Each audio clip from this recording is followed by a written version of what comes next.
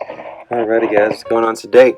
Today I'm going to be talking to y'all about the M Audio M Gear SP-2 sustain pedal. This thing is pretty solid.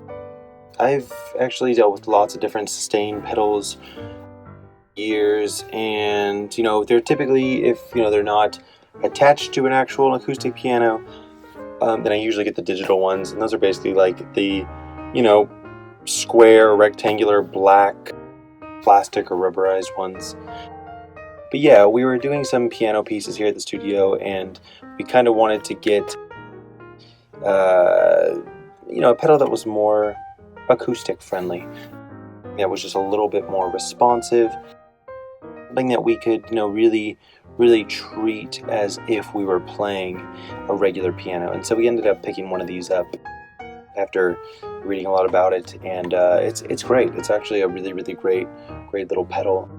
And I'm kind of surprised because M Audio, I feel like, usually releases stuff that's fairly cheap. They're all about being well priced, but even then, this is a very quality pedal, I have to say. So it is, as you can tell, a very classic style sustain pedal. It is universal. That being said, it can be used with pretty much any keyboard. We used it with a bunch of synthesizers here in the studio. Really anything that a 1/4 inch can plug into. We haven't had an issue with it at all. So even though it is a sustain pedal as such, you can use it with pretty much anything. Made to work and feel like a traditional acoustic pedal. So it's really got resistance, more than any pedal I've messed with, and as it should. You see, you got the spring right in there, as you can see, so it gives the resistance. It's really got resistance, and if you ever played an acoustic piano, you know what that resistance feels like. It's pretty hefty. You really have to push down to get the good sustain, and I like that about this. And obviously the look and the shape and everything too, how it's elongated, and the pedal's kind of like this tongue. Plastic part, by the way, this comes off. This actually just comes with the pedal just to protect the chrome on top, which is actually pretty cool. Nice little thing that they added, because you don't want to get scratches and everything if it's stored away. But yeah, I'll leave that on.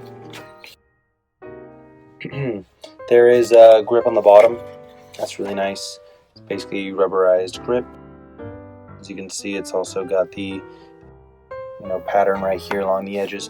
Essentially what that's going to do is, no matter if it's on carpet, hardwood, whatever, wherever it's on, you should be pretty solid in terms of it not moving around and everything like that, which is great, because you don't want it moving under you while you're trying to play it.